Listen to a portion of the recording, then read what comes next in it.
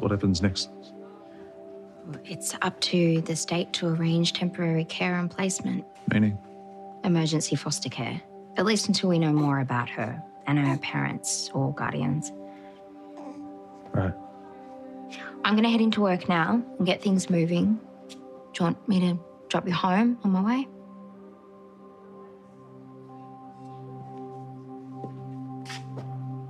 You've done your bit. You brought her in safely. And we'll take excellent care of her. I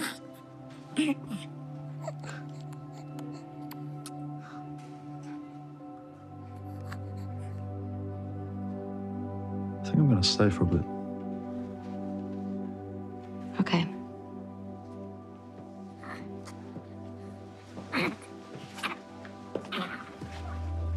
Can you keep an eye on him for me? Yeah, sure.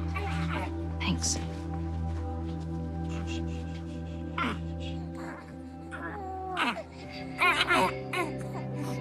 We are Si and Sophie. This is Coastal News, a home and away podcast, your weekly episode companion podcast for your favourite Aussie soap. Hello. Okay. Hello. Sorry, I've got nothing for you this week. Sorry. Hello again. Hello. Uru. How are you doing? I'm all right. You? Yes, thank you. Yeah, good.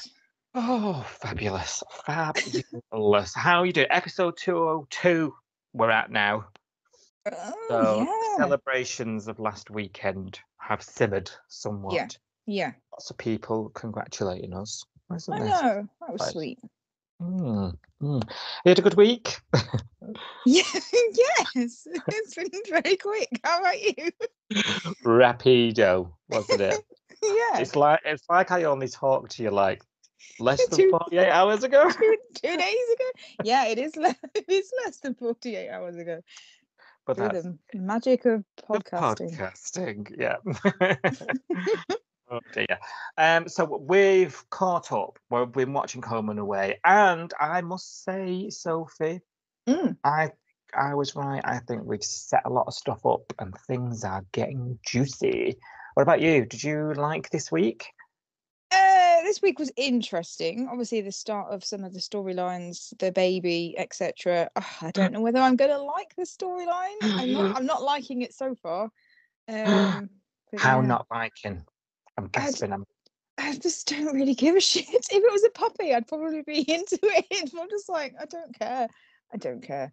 I'm not. I don't know. It just seems. It's just weird. It's another Tane looking like a mental person storyline. I don't know. Interesting. See, I wasn't okay. Well, when we get to that, that'll be interesting because I've obviously looked at it different to you. Which has been the case really throughout the whole Tane Felicity thing. I'm like, yeah, he's a go man, team man, and everyone's like, team woman. Never mind. Dear, yes. Do you want your headlines then? I do. Yeah. Lovely. Mac learns of Levi and Imogen's plans to start a family and goes cold on the affair. Leah has a setback and returns to the clinic. Tane finds a baby on the beach and sparks an actual community storyline we've all been yearning for. And Dana, she's sister-zoned. Please take the time to like, subscribe, and review Coastal News wherever you source your podcasts and ensure you never miss an episode. Right. Mac is asking Flick at the start of the week to cover her at work so she can have a dirty weekend with Levi because we know he's been back at home recently, a la Eden's visit and all that jazz at the tail end of last week. However, there's soon cold water poured over all these plans as he rounds up and changes it. She is beyond disappointed and ends up putting a shift in anyway, in which she is asking Cash constantly if Eden's told him anything about this visit and anything about Levi's wife, trying to get the dish on her lover's marriage, basically, at the start of the week, which isn't a look that is very good on Mac, I will No, say. I'm no. literally like watching it, tutting my way through the episode. Flick's picking up on something. She's not putting any of the dots together, is she, at this stage? But around work and around sort of Salt, she's picking up. She even says to her, "You're acting weird."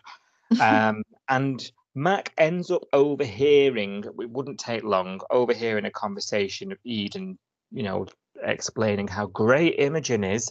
We all know that. We saw her ourselves firsthand on Friday. And more importantly, that they're starting a family. And this absolutely rocks Mackenzie and puts her in an absolute foul mood. No paint and sip, no nothing. And she storms off home, basically. Nearly texts him, but doesn't. And I'm watching this, Sophie. I don't know about you, thinking, am I supposed to feel sorry for her? Because I really don't. What's the aim here? I'm sitting here thinking, well, tough. Another example of you being told, yeah, you are the mistress, and this is what you've signed up for, girl. Put your big pants on and deal with it, or end it. I'm really sort of black and white for me, this now, and this doesn't change anything for me. What about you? No, it doesn't change anything, does it? Because we already knew this, and he's not said anything different to her face. He's not been saying, "I'm going to leave my," up until this point, he's not been saying, I'm interested in leaving. I don't like my marriage. I don't like being with her.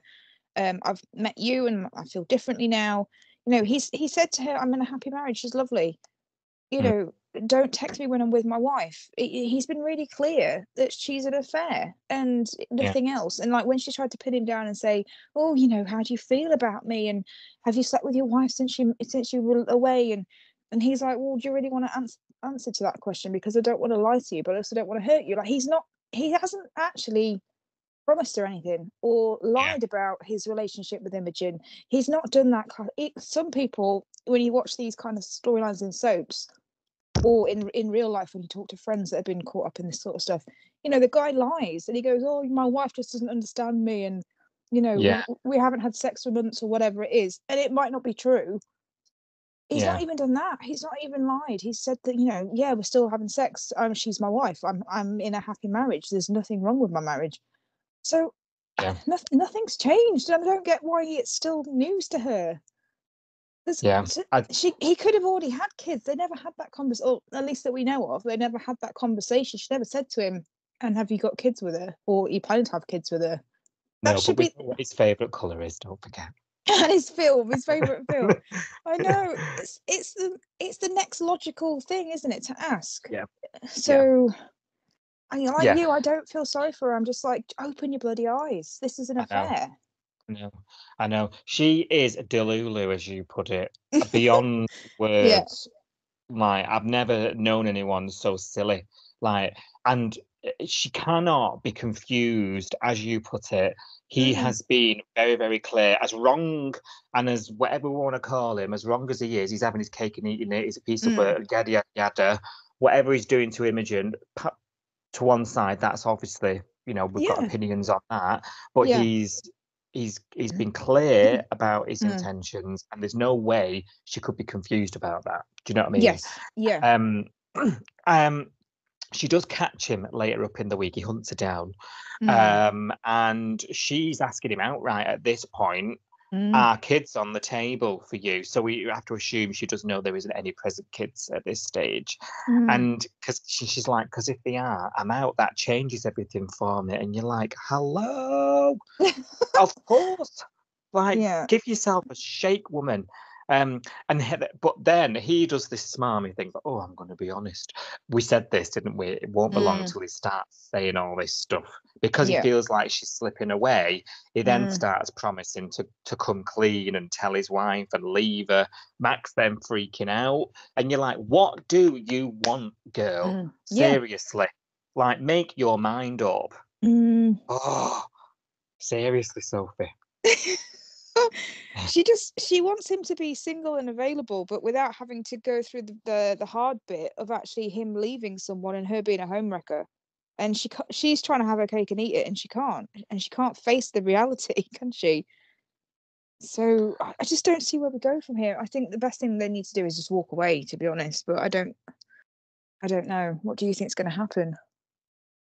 I think the current status quo will continue because Mm, he's only said he'll come clean because he feels like the affair would be over. She was saying, "I'm out," if that's what you're doing, and yeah. I think Mackenzie's going to kid herself for longer. Mm, I think Levi's going to say, "Look, okay, if I don't tell her, we carry on as we are, but you know, these are my lines, these are my boundaries, blah blah blah," blah. And then Mackenzie's mm, going to agree to it, and but she's going to struggle, and that's yeah. going to continue. Is my guess. What about you? That is a good guess. Yeah, that sounds quite feasible, doesn't it, actually? Mm, mm. Yeah, I think you're I, right. I think that I probably is don't see gonna him be leaving what Imogen happened. immediately, do you? No, I mean, I don't see what grounds he's got to say. He wants, when Eden was there, they looked perfectly happy together. They didn't look like a couple on the verge of splitting up. Yeah, When Eden wasn't in the room, even, they were still. You know what I mean? When you're in the relationship that's near the end, and both of you know that you're just in it, you just make you're just passing the time, aren't you? You know when that yeah, happens. But they yeah, didn't look like they're in that situation. It didn't look like he'd got a reason to leave or she'd got a reason to leave. They look perfectly happy. I can't see what's he going to say to her. Like, I've met someone and I slept with her and that's it. I don't I don't know what his reason is for leaving her. I don't really know why he's done this with Mac, apart from the fact he just fancies the pants off her. Are they even compatible as a couple? Would they work as a couple? If he plans to leave Imogen, what is he going to move in with Mac immediately? Like, how does that work? I just can't yeah, see it. yeah, yeah. The only sort of They've not even had a rationale. date, so they've not even had a date. You know what I mean? They don't know each Mm, other, do they? I'm no, sorry. that's true. Yeah, no, you're very true. The only rationale I can sort of find for Levi and his motive is Mm. there's now this sort of indication that Imogen wants a family and he doesn't. Yes, in which And case this, he needs to tell her, doesn't he? yeah, Really? And but then this see is a what happens. story Yeah. we've already watched Yeah. this exact story wreck another marriage. So Yes. Yeah. I'm inclined to think we won't end up in that space. But I'm Mm. looking at this thinking it's the same thing. It is exactly the same. It's flipped, isn't it? Because this time Mm, around, it was Flick not wanting kids and Tane wanting them desperately, and now we've got it flipped round. But mm, they've not even had that conversation. So maybe if he sits her down and maybe doesn't tell her about the fair to start with, but says, "Look, I know you want kids, and I know you we were talking about when Eden was here. I'm just not ready. I don't yeah, know whether I'm going to be ready in the next year, in the next 5 years. So how does this affect you? When were you thinking of having them? If they've not had that conversation, I mean, that could be a make or break conversation, yeah, couldn't it, in yeah, itself? But yeah. until they actually have it, yeah, I can't see a way out of this marriage right now because he's not being honest with her. And the other sort of alternate, the other thing that could happen is Mm, they walk away from each other, Mac and Levi, that is, and mm, he goes back to his wife and nobody gets hurt. The yeah, secret's not out yet, is it? So yeah. that is another alternative, but I don't see it. Don't see it. No, it's going to blow up, isn't it? Because the fact Yeah, that Eden was sus last week, the fact that Eden's now in his life, this is it's like a ticking time bomb. There's only yeah, just so long, so many episodes yeah, now before she finds out, or someone close to Eden finds out, like Flick, and yeah, tells her and goes, "I've just seen Levi leaving yeah, yeah, Mac's house the morning after, the walk of yeah. shame or whatever." Well, we've got Tani and I think Marley's also a weak link in the secret. Oh Um, yeah, you're right. you know, him and Rose are on eggshells, and that he might end up his hand might be forced, and then Mm, Rose's morality will be in play. Like you say as well, Eden has got very, very strong opinions on this, very red line mm, for her. So yeah, it's going mm. to blow, and can't wait, can't wait. I'm looking forward to the fallout of it, actually, Yeah, because that's the drama, isn't it? And we like the yeah, drama, yeah, yeah, so yeah, absolutely, yeah. absolutely. As long as it's not ruined in the promo of the episode before, it's fine. Oh, that's true. Um, Yeah. mm. Right, Eastern Europe is a long way from Summer Bay, but Bree's thinking about it anyway after she's finished her training in Belgium. Remy agrees the chocolate Belgium's pretty good when he was last there, which I'm telling you. And Bree says, I'm not going. I'm not going to do Doctors Without Borders anymore. This was a lifelong dream of mine. I wanted to see the world. I've missed out on all this stuff. But actually, I'm not going to go. And this winds up in an argument between Remy and Brie again. And I'm like, this merry-go-round again. Last week, you and I were literally saying, we think this is the road to Doomsville with these two. Yeah. And, you know, all the sparks gone, and we're just sort of going through the motions, aren't we? And you were frustrated because that's not how they started. You remember that? Yeah. She's thinking of throwing away everything. Remy's having an argument. She storms out. They catch up for a walk and talk, and she does actually explain that, you know, things have changed with her father. That's changed her perspective, and she realizes the things that she's been missing out on in life are right in front of her. Things like her mother and people she loves. Now, you did say, didn't you, last week, why is this woman not spending time with her mum given what's happened? Yeah. She's identified that in herself, but still isn't doing it. So still not with her mum. It's only because she said, you know, she made reference to her dad a few times the week before and was like, I really regret not inviting him to the bay. I regret that he didn't meet you. I regret not telling them about you. And then she's still not done it. Her mum's still alive. I was just like, well, you're not actually doing anything about this regret in terms of your mum. You know, she's saying, I didn't see them enough. You've left her grieving. I just didn't understand. At least she's acknowledged it. At least she's acknowledged that it's a weird, you know, it's a weird situation to be in. Yeah. Is she kidding herself, though? I think she might be. I don't think that's going to fulfill her. No, I don't know. I do think she does need to stick around for a little bit. I think the fact that she's come home, I say, you know, come back to Remy so quickly and left her mum is weird. I think mum could have been a character that was brought into this storyline, and maybe then we could see how mum's doing. You know, because this death of her father's meant to be a shock, isn't it? It's not meant to be. He's not been ill for ages, and you know, it's it's gradually gone. He was in an accident. It's all very quick. It must be a shock to her. I don't know. I feel like I needed to see mum and Brie interacting, and then see actually mum's okay. She's doing all right, and Brie could go abroad, and it wouldn't cause any issues. And her mum's like, do you know what? This whole thing with your dad's made me realize that life is short. You need to go and grab stuff while you've been offered it. I don't know. I feel like there's a missing bit here. That's why I'm not engaged with it so much, because it's just like, oh, my dad's dead and I've left my mum, and I might be going to Belgium, but I don't think I will because I want to stay here. I'm not feeling the emotion of it at all. I'm just like, oh, okay, are you gonna go or not? Yeah, that's it. We're just receiving the information, aren't we, and nodding. Yeah, it's weird. I don't feel invested. Yeah. I as a couple, I think these are dead in the water. And I think to save the character, not necessarily Remy, because I think Remy has enough elsewhere with the band and whatnot. But I think in order to save her, because for me, I've said a few times, I don't feel like I've seen enough of her for a start. No. And given how sort of tragic and her story is, and I was talking last week about this being an example of sort of how abusive relationships affect everything for years. You know, it's not something that you just get over. And all that is such good depth to her character. We just don't see it. No. Like, so I think getting her away from Remy, I think, is probably the natural thing to do, and let's get some development on her as a self. You know. Yeah. I think that's the way I want it to go. Yeah. And because I just don't see any progression developmental wise for the character in this relationship. I just don't. No. I mean, we don't even get scenes with. I mean, she lives with Rose and Xander, doesn't she? And we don't even get scenes with them anymore. You know, at home, we don't see her and Xander interacting, because now he's a barman and she's still at the hospital. They don't work the same shifts and see each other anymore. Yeah. And Rose just seems to be hanging out with Marley.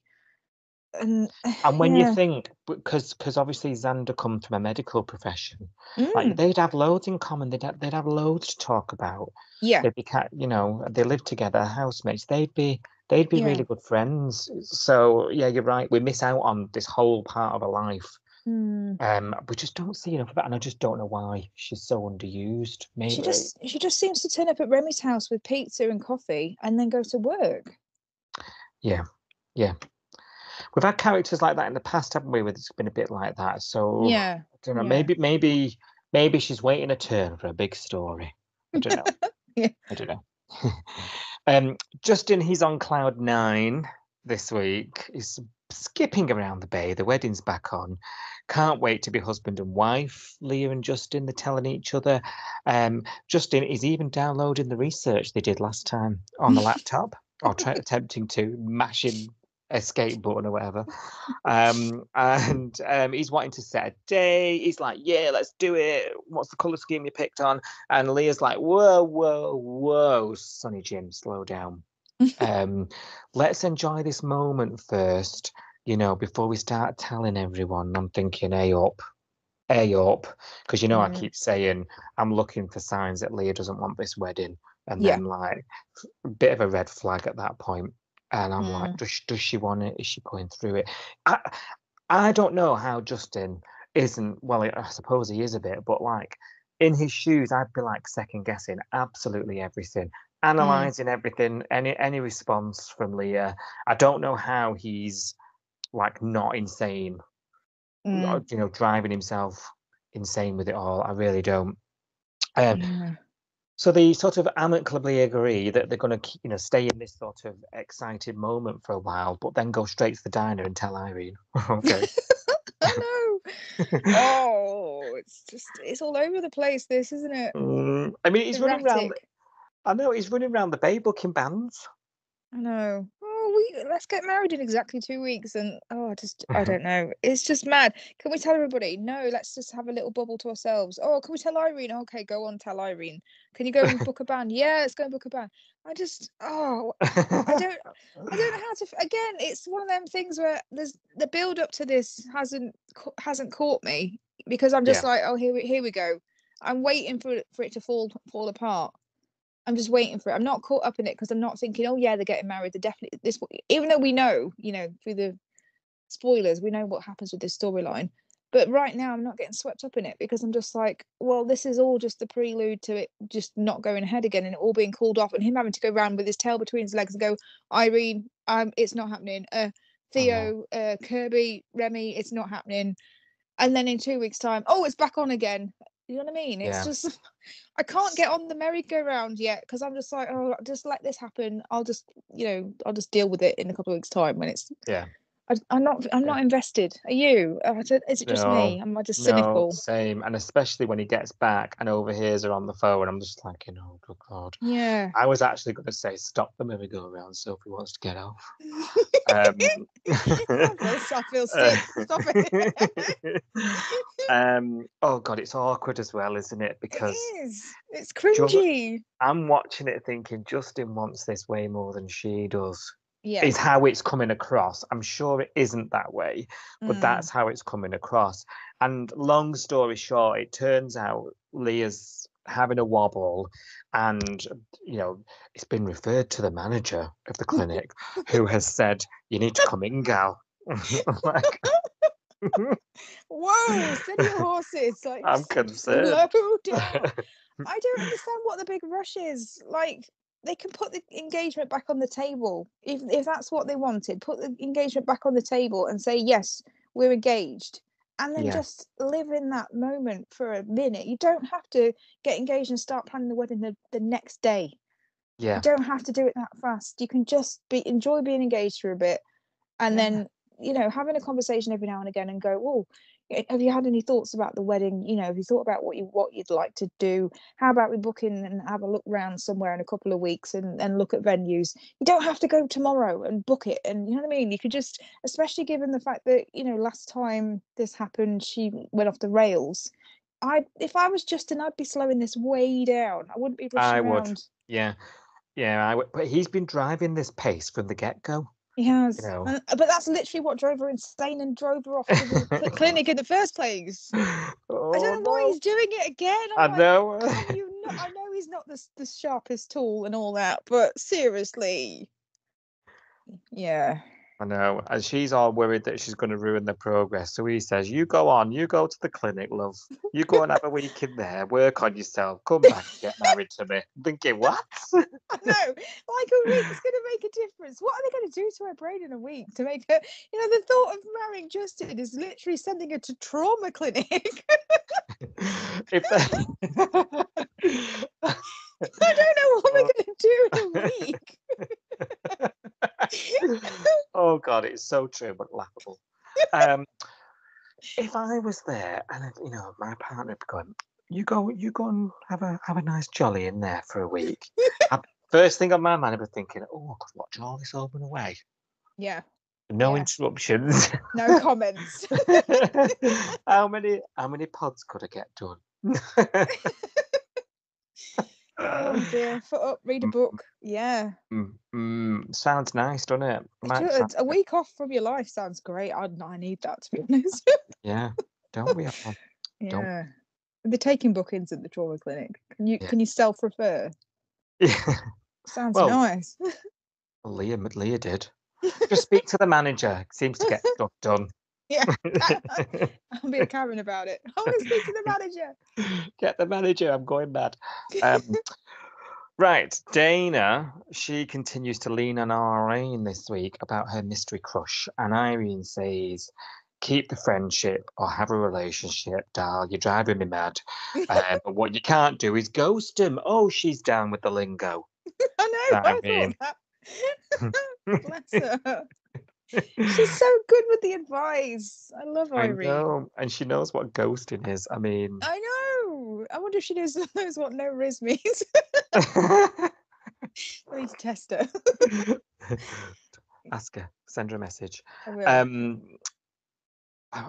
We need to get her on Smolder. She knows all lingo. She does. Later on, though, Irene sees Dana out and about with Xander talking and announces out loud, "Oh, that's who she fancies." Penny's dropped right in the earshot of Harper, Dana's sister. So the cat's out the bag. What?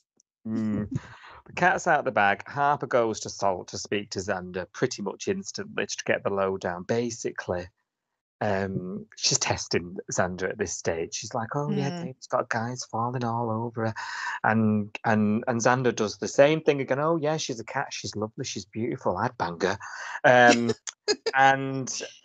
This basically cements this notion in Harper's mind that the feelings are reciprocated. They just need their heads banging together. So Dana actually Harper. Everyone gets these two mixed up. Harper actually convinces Dana, along with the help of Irene, to go down and sort of ask him out, like, bit of Dutch courage. Well, I say convince, like, they basically forced her. Dana's a bit like, "Oh, you're the queen of subtlety. Thank you. Thanks for that." And they're calling her a cat. "Do you want to be a cat lying guy?" So she feels pressured to go and do it. So she tottles down to Salt, asks him out, and he goes, "No, I think of you like a little baby sister." Ouch! Ouch! Cringe. That's not what you want to hear, is it? No. The outfits might be doing it though. Oh, the dungarees, yeah. The minion outfits might be the romper suit, maybe. I don't know. Oh dear. Oh, this was like a car crash, wasn't it? It was painful. Yeah, it was one of those watch through your fingers, and we all want this to work, don't we? Like Dana and Xander seem to fit. They're perfect, but can they admit it? Like, then there's all this awkward sort of. Xander feels bad about it. They're going to lose their friendship. They're both worried about that. Don't worry about it. We'll talk about it later. And you're just thinking, oh, yeah, let's kiss or something. And I don't know about you, but I'm getting the impression that Xander does actually think of her like that, but he doesn't want to tell her that he does, because he's got this hang up about his previous relationships and how they've always gone wrong, and he's like, I don't want to lose her as a friend, and if I date her, it'll be weird. We'll break up, and then I won't have a friend, and I won't have a girlfriend, and it'll all be for nothing. But the way that he's said it, it's kind of proves that they are perfect for each other because they're so bad at communication and they're so bad at being around someone that they obviously fancy. Like she's all over the place Yeah. when she's with him, and she's like, "Oh, I can't talk to him." And when I think about him like that, it's like, I come out with weird stuff, and I'm weird, Dana. And then he's come out with stuff, and then he's saying to Rose, "Oh, I didn't really mean that. Like, I just said it because I don't want to lose her as a friend." And she's like, "Well, did you tell her that?" "Well, no, I told her I wanted to be a friend because I think of her as a sister." And she's like, "Oh God, like, like, how do you come back from that?" It kind of cements in my mind that they are perfect for each other because they're both really bad at this. Yeah. I think they both sort of melt when they're around each other. They do, And yeah. he doesn't seem to compliment other people in the same way. So, like, No, you're you know, right. there's something there that he's, like you say, he's putting out. He does actually say to Rose, doesn't he? I've left a previous destruction path of relationships behind me. I don't want to go there. But if you have that attitude, you'll be single forever. Yes. And Yeah.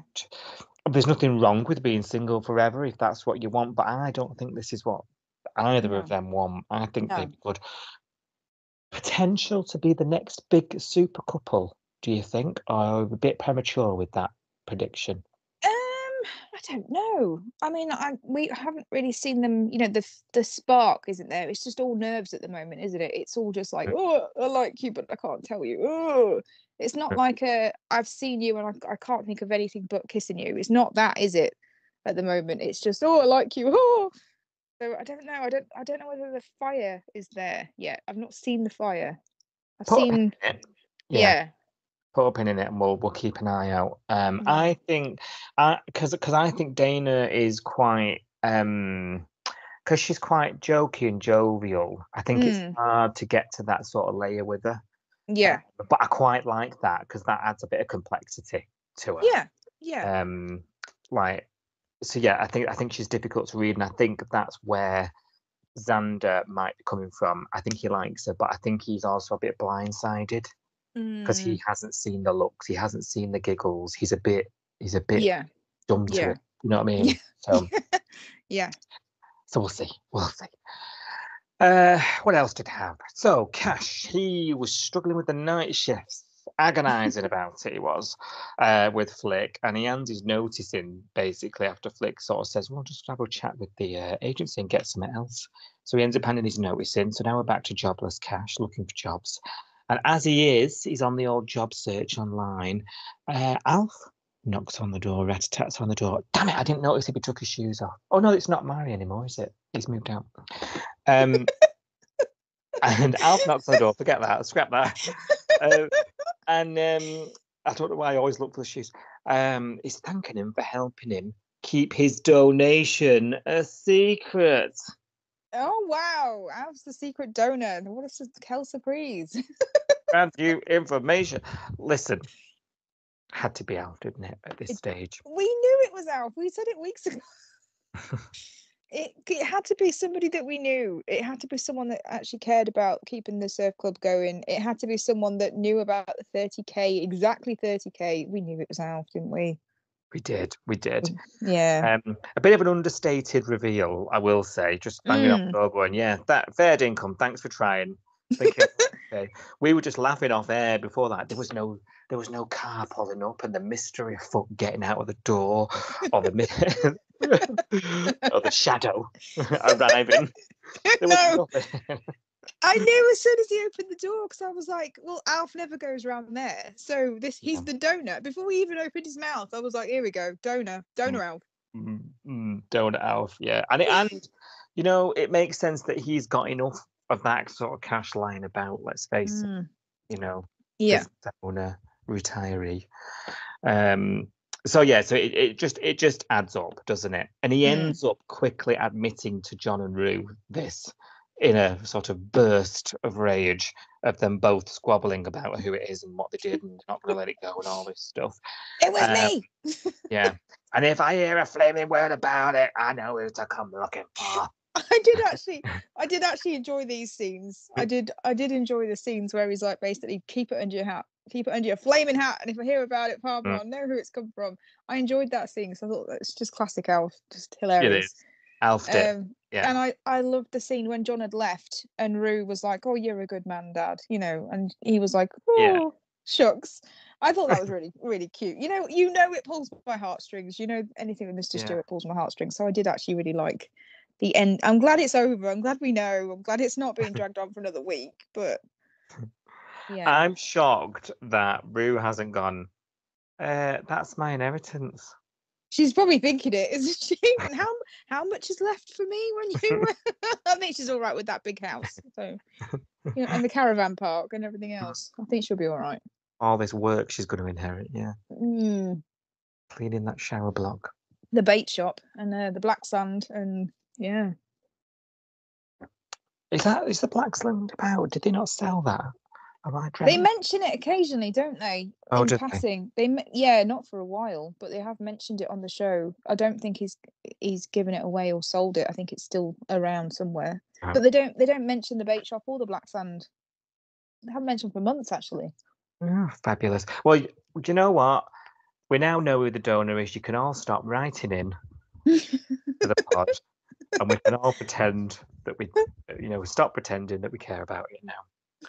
So, mucho disappointed at that story because I wanted it for such a long time, and it didn't pan out the way I would have wanted it. But there we go. We are where we are, aren't we?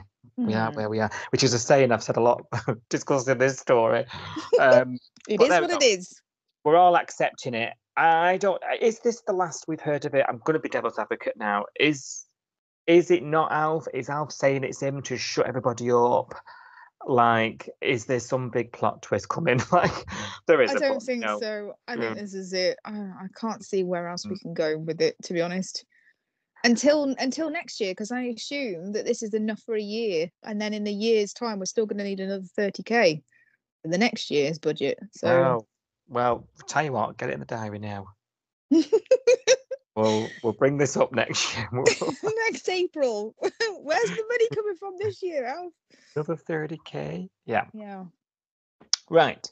Tane's on his way to boot camp class, and he hears cries. Bambino cries from a gym bag. And he comes running into the surf club mid bronze medallion presentation with it. I know, worst timing. I was loving that. Dana was about to have a moment, do a big speech, thank her parents, and maybe not parents, and call an ambulance. I've got a very healthy baby here.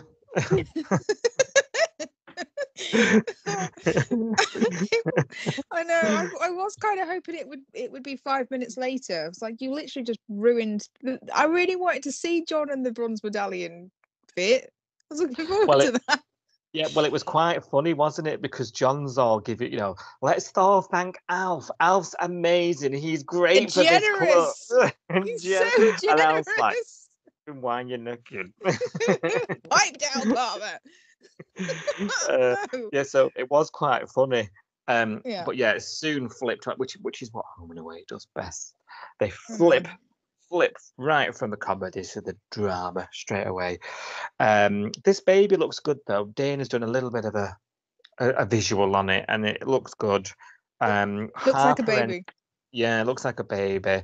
It goes to hospital, which is I don't know if it's the way I watched the show, but it seems to have been there for ages for a baby that only had a little bit of low blood sugar.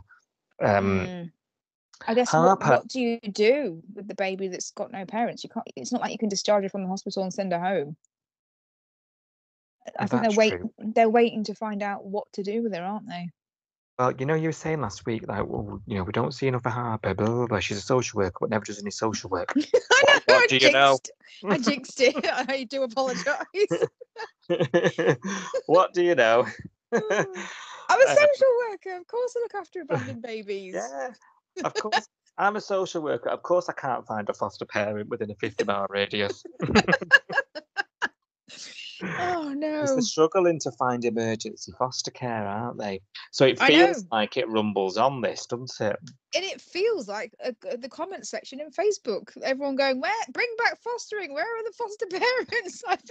All I can hear this week when I'm watching this, every time they mention the fact that there's no foster care in the next postcode or whatever, All I can hear is all the Facebook comments saying, "Where are the foster carers? Where are the fosterers? Bring back fostering?" And I'm like, "Oh God!" If this was the home and away of old, there'd be loads of people ready to foster. The word everyone would be like, "I've You got my wouldn't be doc struggling. certificate. Where's docs? Where are they?" Yeah, you're right. Brace yourself. Brace yourself.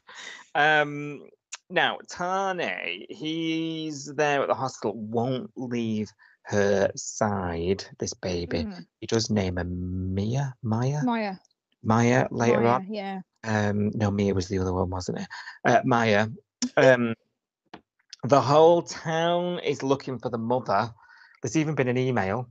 But I tell you what, Valerie didn't get that email. She's the only one that didn't get it. Yeah, she's paranoid. She's an outsider. She's an out-of-towner, so she's not on the mailing list. This has spun into the sort of community spirit I thought we'd get for Saving the Surf Club, in that, like, everyone's rallying, they're looking, they're donating things for baby, everybody's asking about it. Like, the community are on baby watch, like, looking for the mother, worried about what state she's in. Everybody apart from Tane, that is, who's like written the mother off. How can you how can you ever do this to a child? This, once you have a child is for life, not just for Christmas. That's not a direct quote, but more or less.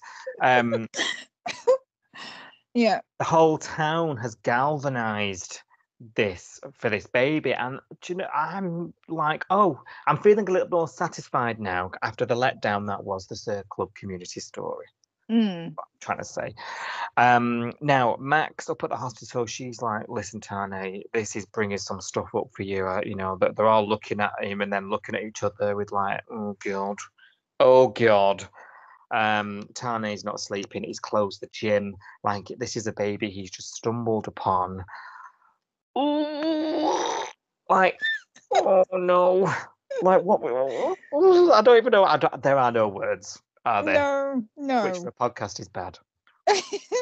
I've struggled with this one. I'm going to be honest with you. I've really struggled with this storyline because it's so serious, isn't it? Let's face it. It's really serious. Somebody, you know, to get to the point where you've left your baby on the beach in a bag and you don't know if anyone's going to come across that baby anytime soon. And it's Australia. I assume it's really hot and it's really dangerous and you can get dehydrated really quickly. And you know, young infant children can perish quite quickly, like if not given the right attention and what have you. So this is a really super serious storyline, and obviously the mother, whatever she's going through, must be really awful. We don't know anything about her yet, but you can just imagine that somebody that's this desperate to do this, it's got to be horrible. It's got to be horrible circumstances surrounding whatever's happened. So it's really, really, really serious. But then, I don't know. I just feel like it's another character assassination of Tane.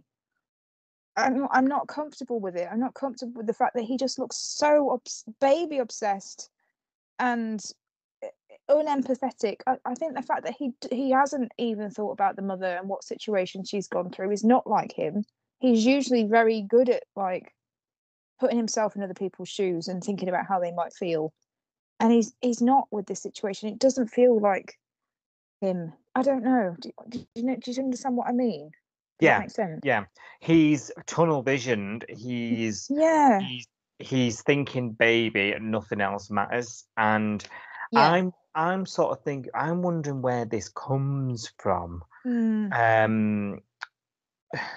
What was the growing up situation with the Parata lot? They were what was the parental situation? I can't remember if that was even explored, you know. I don't think we know, because there's three brothers, wasn't there? So we had Tane and Ari and I always forget Makide. the one. Yeah, that's the one. Nico's father. So we know about them and we know about Nico, the next generation down. But I don't know whether we knew much about their. I mean, is he still alive? You know, Nico's granddad, their father. I'm assuming not, because we don't talk about him. But I don't know whether he was in the picture. Like, was he there when they were? Because family is everything. So I was about to say, there's a cultural backdrop, isn't there, of family sticking together. Yeah. So I suppose it's a bit of that at play that you have to consider when you're Yeah. assessing this. Um, I just feel I like think it's a mental health storyline to me. It doesn't feel like it's a family thing. It feels like it's an obsessive.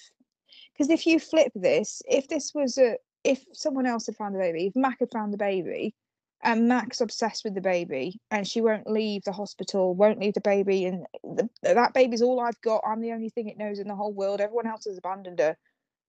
Would we be treating it the same way as we're doing with Tane? I don't know. I think it would become a mental health thing quite quickly, an and obsession.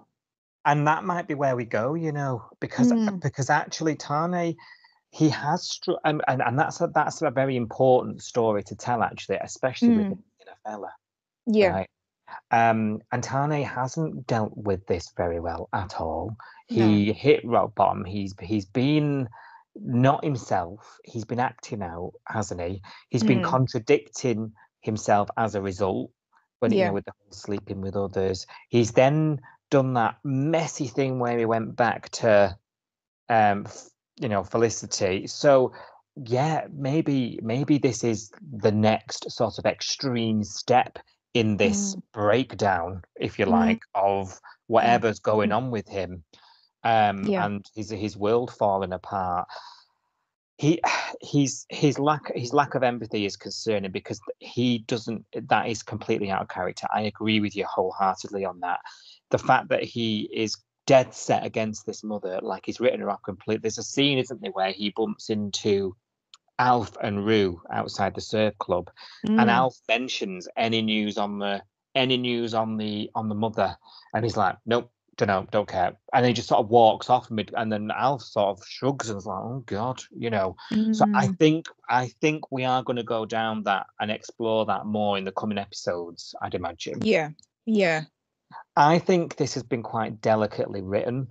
I was watching it thinking, Marley's now in on because Marley wasn't aware of the reasoning for Felicity and his marriage ending, so he ends up in the loop, and he's there as a sort of concerned friend of his, isn't he? But not really for the Yeah. baby, who, in his words, is getting the Rockstar treatment.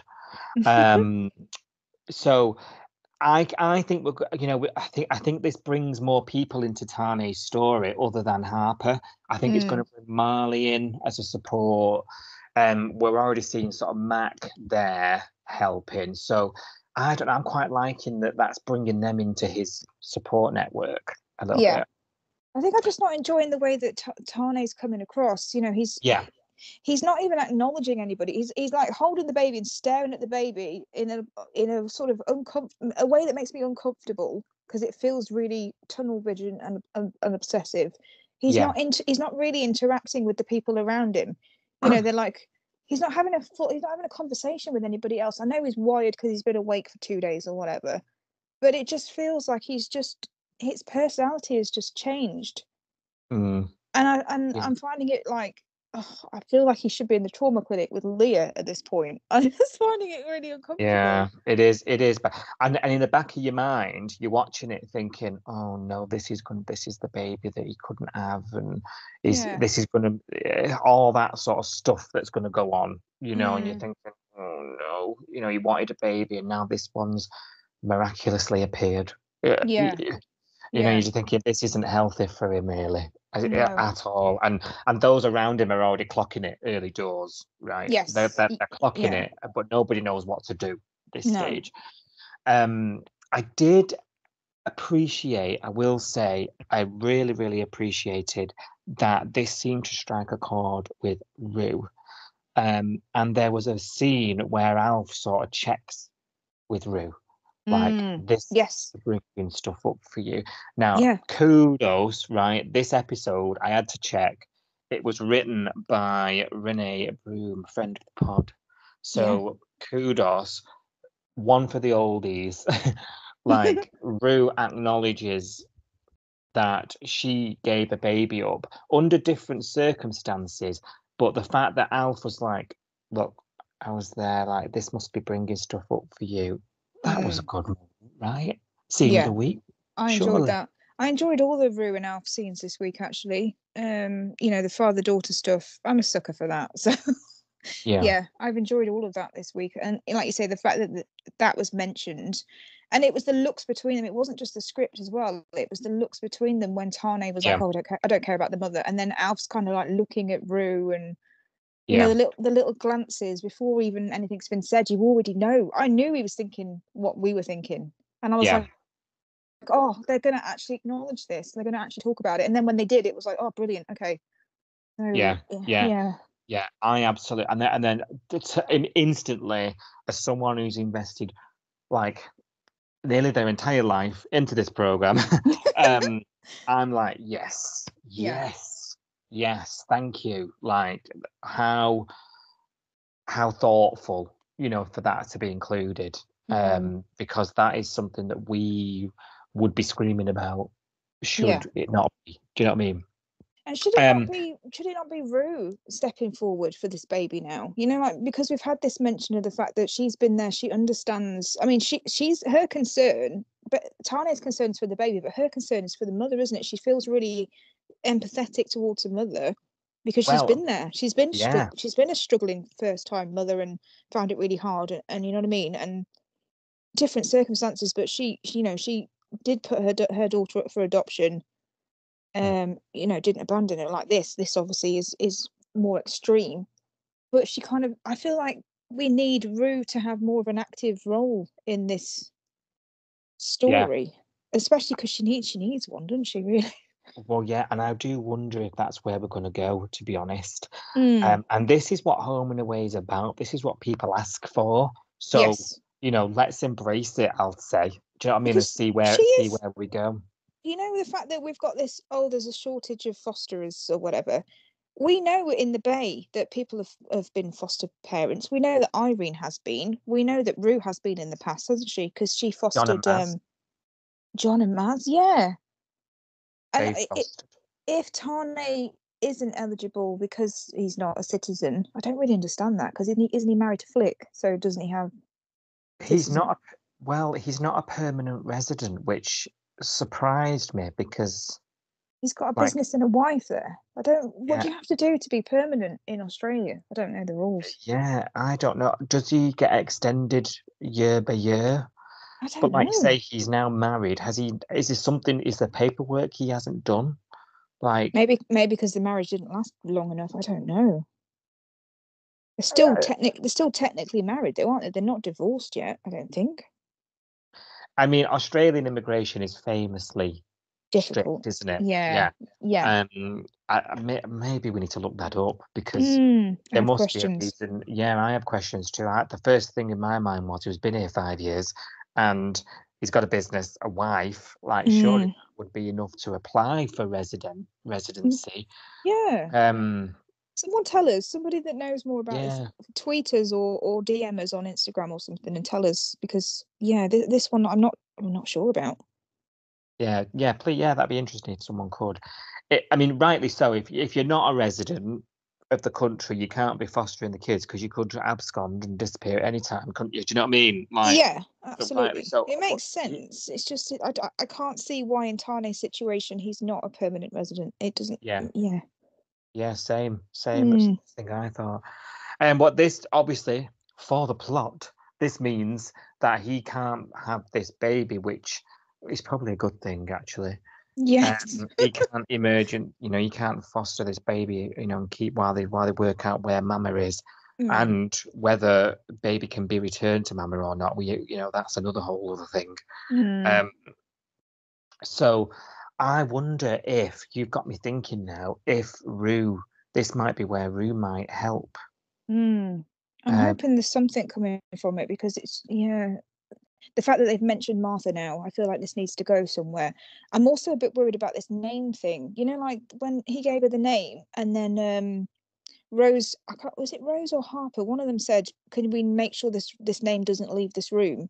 yeah, And they explained why. They said, if the parents or the mum or whoever finds out that the baby's got a new name, that's a new identity, she's going to feel more, detached from the baby. They're not going to come forward. They're going to assume that they're better off without them, etc. Did we learn all of that because that is what's going to happen? The name is going to get out there. Yeah, that was a proper foreshadow moment, wasn't it? It felt like it. So I was like, why are we having this huge conversation about how important it is to keep this a secret? Yeah, I'm a bit. Is Tane going to go and purposefully get the name out there so that this person can't come forward? So then he can, because he wants to set up. He wants to do the paperwork, doesn't he? He wants to be the fosterer. He's like talking about. Oh, so you think he could like manipulate the whole thing so that the mother can't be found and he can keep the baby and Yeah, that's what I'm worried about. I'm worried that he's so tunnel visioned and so unempathetic towards the mother that now he's got this bit of information about how to sabotage her coming forward. He's going to use that and then put this, because he's talking to Harper. What do I have to do to be a fosterer? You know, what paperwork do I need to fill in? And she's like, I can talk you through it all. And I thought, here we go. He's gonna do that, but he's also going to sabotage any chance of this baby, and which is not right. If he's thinking about the baby, we should be finding the mother and helping the mother, because actually, if the mother can be helped, you know, she might have postnatal depression, which is something that you can work through, you can get past, you can have, you know, there's people that can help you with that, and it's not a permanent thing, you know.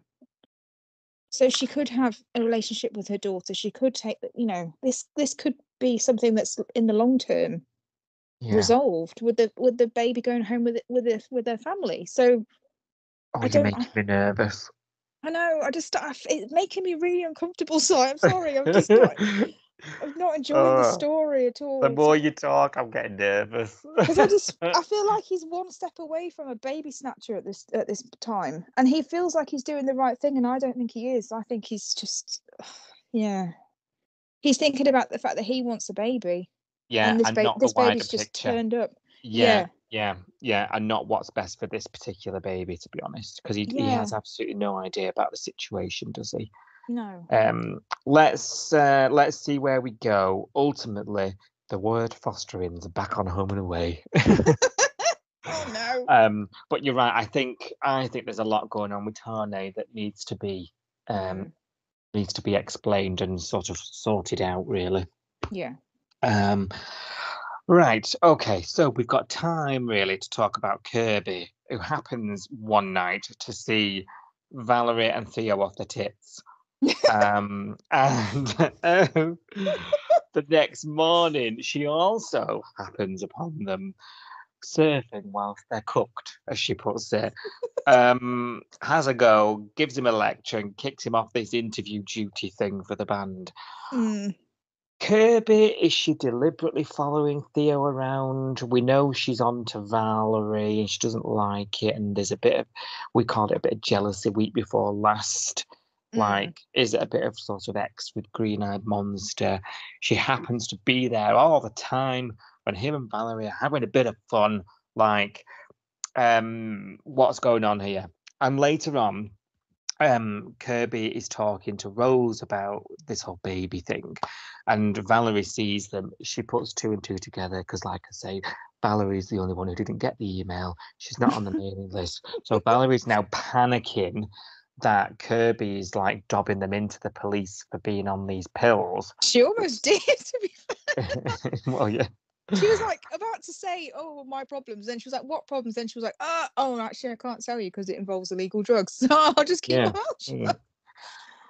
Now, all the while this is going on, for me, I'm watching this thinking Theo is like, because the difference between Valerie and Theo, they're both doing the same thing. They're partaking in the same recreation, right?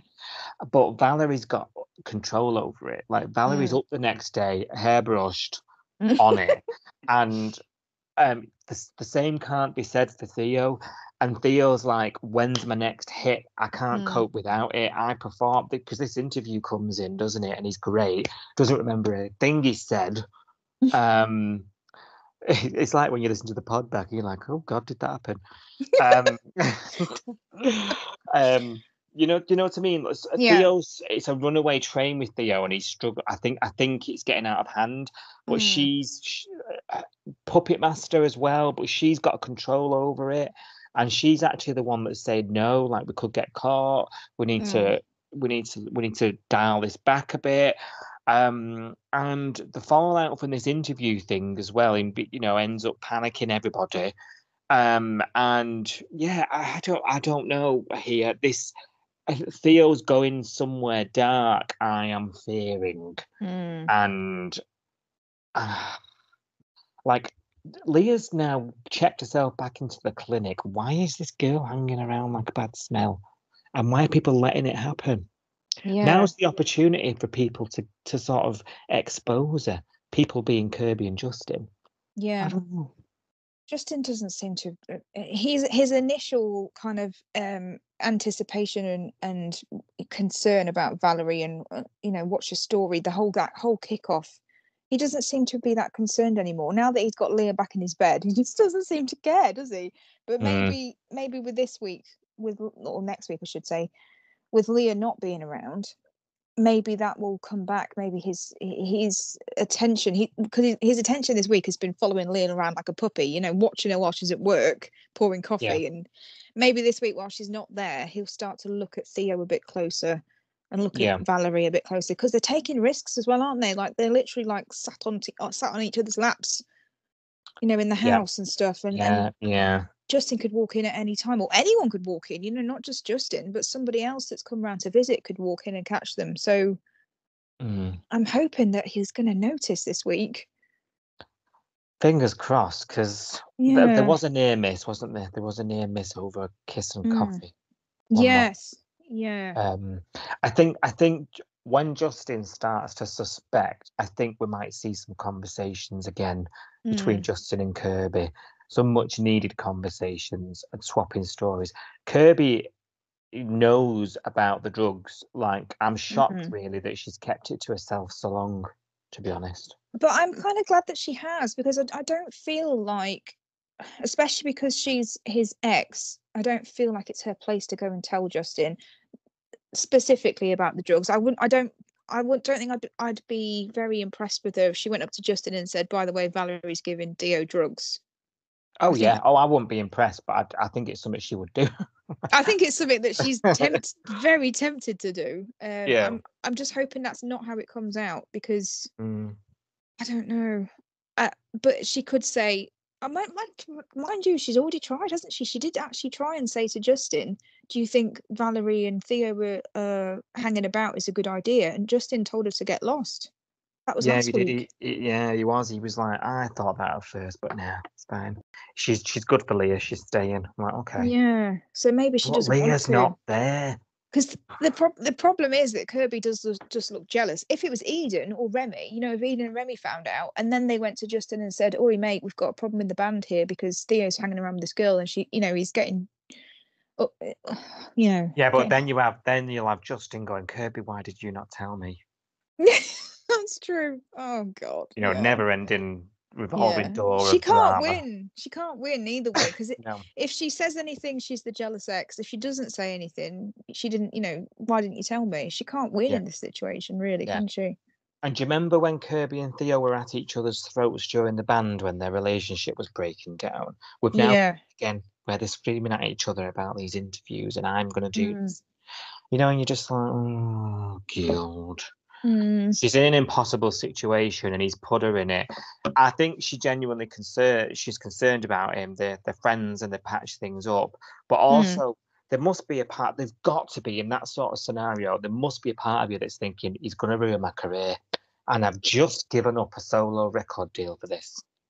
Well, that was on her. I'm sorry, but that was a stupid decision to go back to Lyric after getting was it a 5-record deal or something? That was so dumb. So that's on her if her career goes down the toilet. But yes, you're right. Rarely do drugs and bands mix well, for long term.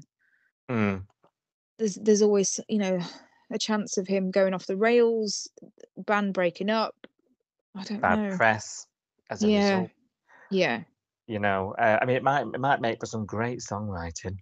But well, if he's good at interviews after this, then he might be better at writing some lyrics. It was all worthwhile. He might get a bit more creative. I don't know. Oh, it's just again, I'm not sure where we're going with this. Because like you say, he's not built up a tolerance yet, has he? Like we don't know how long Valerie's been doing this, but she seems to be able to ride the, the drugs wave quite well, and it not really affect her life that much. But then what does she have actually? She doesn't have a job or any commitments or anything at the moment. So maybe that's why she looks more stable from the outside, because she's not juggling anything else. Yeah. And what is she hiding from? I need to know. I know. Like, we know her family sort of disowned her from this story, but, she's running from something rather than facing it. She went in that clinic for a reason, and it feels like she's like not taking advantage of that recovery and that help. And she's sticking around as far as I can make out. She's not going to be gone in a couple of weeks, I think. So this storyline is going to go on. Oh God. Yeah. I just don't know where we go. Do we get to the point where they both kick the drugs and that's just a thing of the past now? Or or do we get like a really dependent relationship that ostracizes Theo from Yeah, I can't see where it's going. I can't guess it at the moment.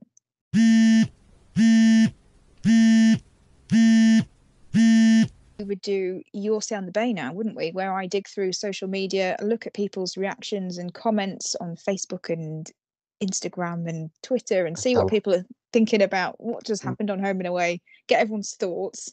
But someone's going on holiday, aren't they? Simon. Who could that be? It's not me. So we're recording ahead. I wish. Yeah, I'm going to be in your suitcase, so watch out. We're recording ahead, aren't we, for this podcast? So we've watched the episodes on the dodgy link this time round, unfortunately, and we don't know what you think, because you haven't seen these episodes at the point that we're recording them, so we don't know what you think about what's happened last week on Home and Away. But luckily, someone has got in touch with us. Jacob, not Bree's dead ex Jacob, as he's pointed out in his email. Hi, Jacob. I haven't heard from you for a while. We've been worried about you. So hope you're doing okay. Good day. Jacob's emailed us this week, so really glad, because we weren't going to do a Your Say on the Bay this week. We were going to skip it, weren't we? But now we've got Jacob's Say on the Bay, so we can talk about what Jacob's emailed to us. So good day, Jacob. Hope you're doing well. Thanks for your email. Really appreciate that. Yeah, literally, because you've saved Your Say on the Bay for this week. So thank you very much for sending your email in. So we've got a few statements from Jacob about what's been going on lately on the show. So I thought I'd read these out to you, and then we can talk about what you think. Go for it. Does that work? Yes, absolutely. Let's find out what Jacob thinks about the show at the Mo. Okay, this is Jacob's Say on the Bay. Right, let's get stuck in. So Jacob says, I don't understand how Kangaroo can pay cash, all that money, to investigate the mystery donation, and then when he tells her he knows who it is, she's just like, oh yeah, no dramas, mate.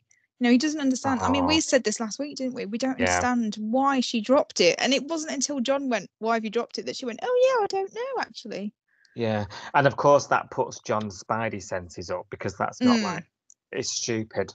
It is stupid. Rue's like a dog with a bone at the best of times. It was very, very odd just to take Cash's word for it, unless she suspected Alf from that point. Maybe. She seemed surprised by it though. When we found, I mean, we were less surprised because we'd worked it out, but she didn't seem that.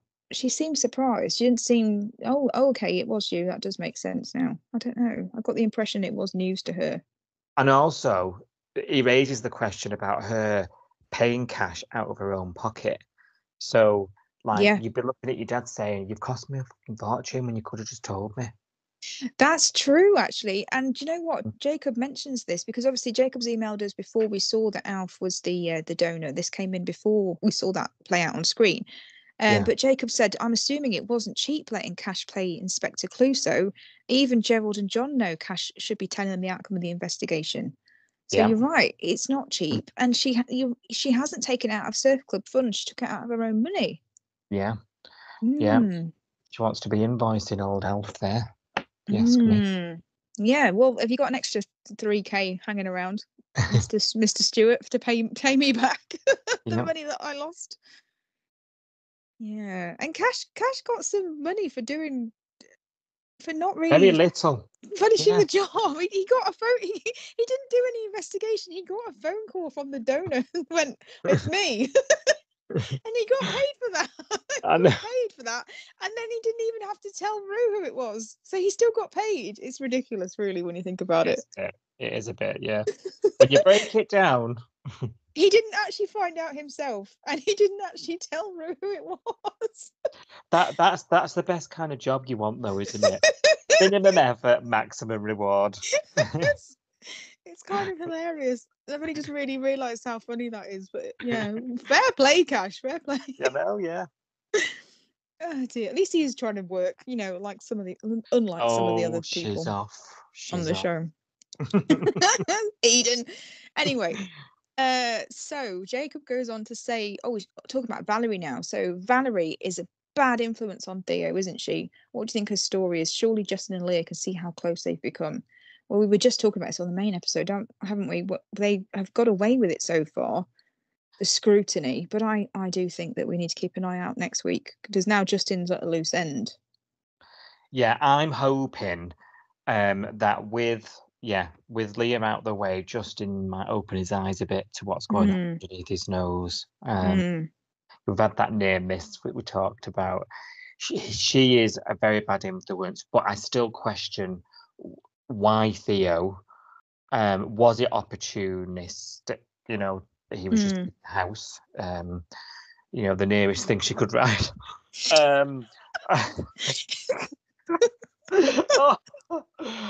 Or like, is she targeted him, and why? If so, like lots of questions, haven't we? Really, we could be here all week asking them because there's a lot of mystery about her. Yeah. Oh, I can't wait to find out more though. I do hope we find out. I hope it's not just one of these quick sort of, okay, we're over the drugs and we're a couple thing. And I don't know. We need to know more about her backstory and why she's not going home. And like you say, why Theo? Why she latched onto Leah? Yeah, someone twice her age. Yeah. Something stinks, doesn't it? Something stinks. It does. It really does. Do you know what Jacob thinks stinks? Marley. Oh, right. Not a fan of Marley. So Jacob said, actually, I wish someone would do Marley in. So he was signing a death warrant here for Marley. God. He's become one of those characters that has his nose in other people's business. Like, is this his storyline? He gets involved with everyone else and he's such a drongo. Do you know what? Actually, Jacob, I do kind of agree with you because I know, Si, you're quite keen on Marley now. And you quite like the fact that he stepped up with the Mac stuff and got involved. Well, it depends what day it is, really. I've not really changed my opinion on him. I do find that he sticks his nose in stuff and he gets involved with things that aren't his business. And I do find when he talks on behalf of Mac, I find that really annoying. Even though she's doing the wrong thing, I totally get that. I totally get that this affair is wrong. She shouldn't be sleeping with a married man. But when he sort of took it on himself to have a go at Levi and sort of, without even talking to Mac at that point, he'd just seen them kissing. And he said to him, you know, do you do this to all your patients? I'm going to dob you in with your employer. And I was like, no, not. I don't know. I've gone off him. Do you know what his problem is for me? His main problem is he says things like, "I won't judge you. This is your life, like your funeral. Crack on. I won't judge you." But then he does judge. He does get involved. If you're not going to get involved, say it. If you're gonna have a sort of big line like, "I don't like this, I don't approve of it, and I can't be around it," then don't. Like, be one or the other. I think that's his issue. And that's probably why I flip-flop with him a lot. I'm watching him closely now with his, because I'm early signs are Tane's going to keep him busy, which might keep him out of Mac's way a bit.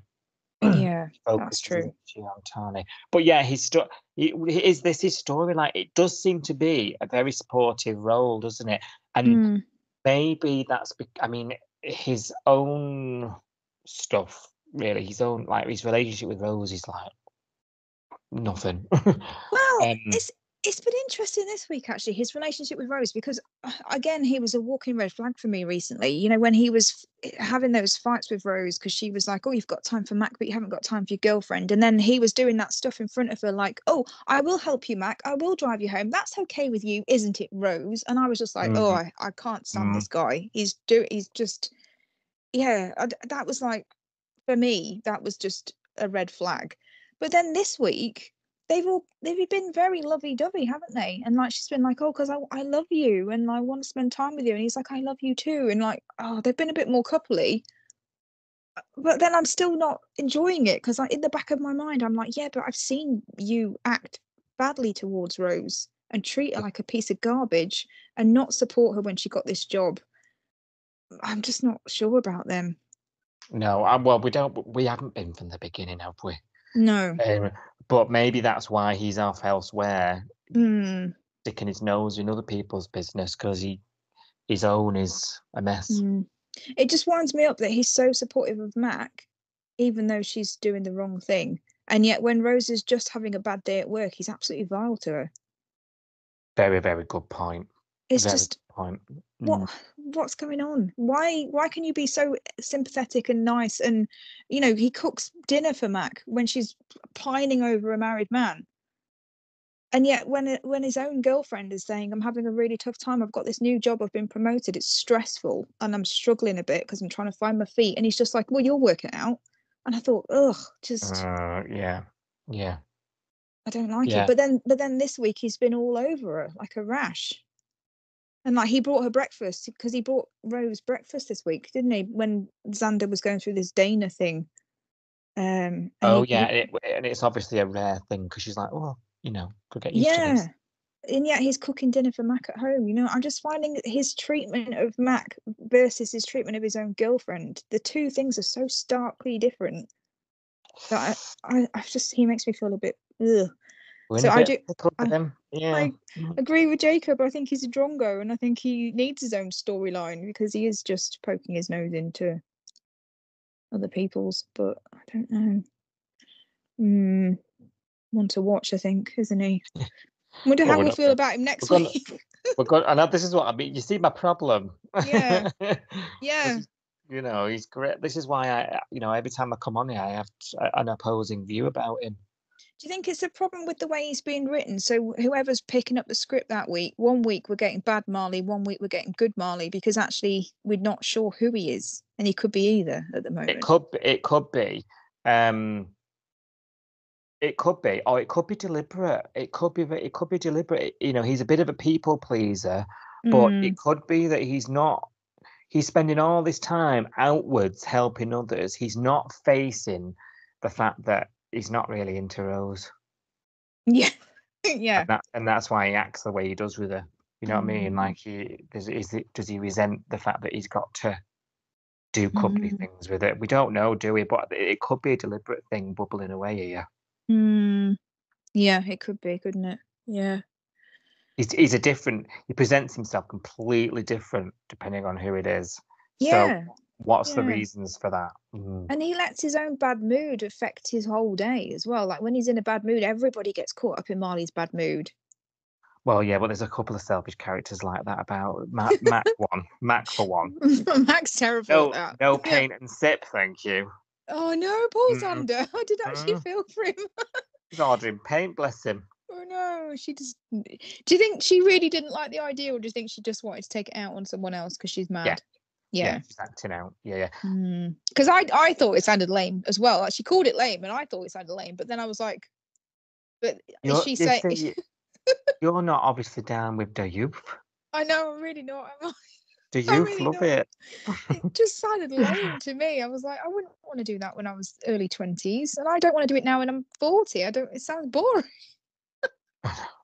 But there we go. Yeah, I don't know what the youth do at the weekend. So what do I know? And then just to finish Jacob's email, so he's mentioned a couple of other people. So we know when Levi was dodging meeting with his sister Eden for a coffee. Yeah. Jacob says Levi's got a job and is supposedly visiting his patients. So should she not forgive him for not checking in with her for a coffee? She's so annoying. So a lot of people are going off Eden, actually. I'm seeing a lot of the comments online, people saying, I used to like Eden, but I'm kind of going off her now. She's getting annoying. You know, she's entitled. She didn't have a job. She didn't seem to do anything. She just hangs off cash and spends his money. And again, this week, she said something.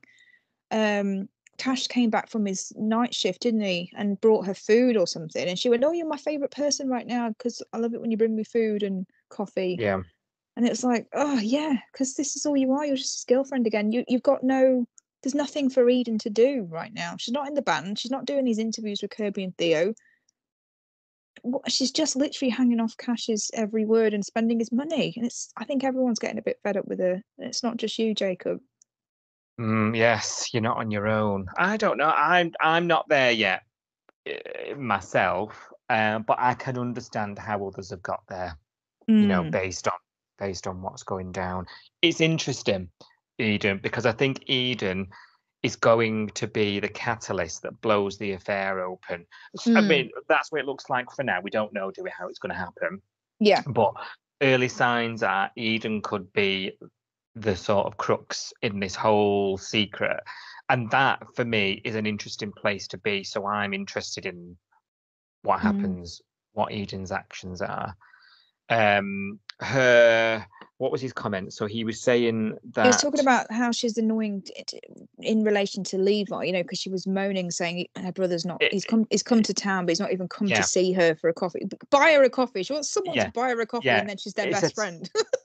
Yeah, and that's actually a valid point to make, because it's a bit attention seeking, isn't it? Yes. Like, yeah. If he said he's working, you know, he's a heart surgeon, he's probably doing something important. You'd just accept that information and say, see you next time, wouldn't you? Yeah. But obviously, for the plot, she's going to have to discover, discover his affair, isn't she? I think. I think we need Eden to be close to Imogen, and Imogen and her be besties, to make that all the more delicious when we get there. I know, that would be good, actually. I'd really like to see Imogen come to the Bay and actually have to face Mac. So if the only way that could happen is for Eden to get close to Imogen and then invite Imogen to the Bay and then go, oh, come to Salt and we'll have a lunch together. Oh, and Mac's going to come and serve us. It'd be like watching a slow-mo car crash. But I know she'll be dropping plates and all sorts. I'd love it. It'd be awful for poor Imogen.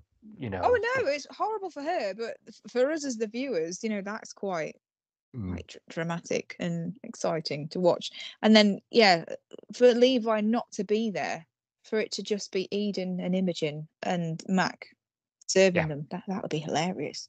Yeah, it would. Yeah. Well, like I say, thank you, Jacob, for emailing in. The last thing that Jacob talks about is about Justin going back to work, basically, because, you know, like we took the mickey out of his community service last week, didn't we? So, you know, Jacob's mentioned this as well. So Justin told Rose he's not seen her on community service before. To be fair, it's only his third time there. You're right, Jacob. I don't even think we've seen him there before. We've heard him say he's going to community service a couple of times over the last year, but I think this is the first time we've actually seen him doing anything on screen, isn't it? No, well, he went to that funny house clearance, didn't he, where the Andrew was discovered? Oh, yes. So this is the second time we've seen something on screen. You're right. Yeah, he discovered, and last time he was supposed to be clearing a house and he discovered a boy. And this time he's been watching that TikToker, hasn't he? So he's putting in a real good shift at the community service. But Jacob's kind of glad that he's all done and dusted now. Maybe he can concentrate on running his business for more than a day. Yeah, and at least they've explained it's done, so we can stop asking where it is. Yeah, exactly. They've tied it up now nicely. No more anger management, no more community service, all wrapped up, and the wedding's back on. Everyone's cured and happy. Yeah. So, thank you, Jacob. Thanks for emailing in. If anybody else wants to email in, feel free. I've forgotten our email address, though. Now I've said that. coastalnewspod@gmail.com. That's the one. That's the one. Get your emails in. If not, normal service will resume soon for your set on the Bay. So we do the tweet along on Twitter, don't we? At 6:30, Monday to Friday, while we're watching the 5-star 6:30 p.m. episode. So come and join in on the hashtag. Tell us your thoughts, and we might just get your Stay on the Bay next week. Hold me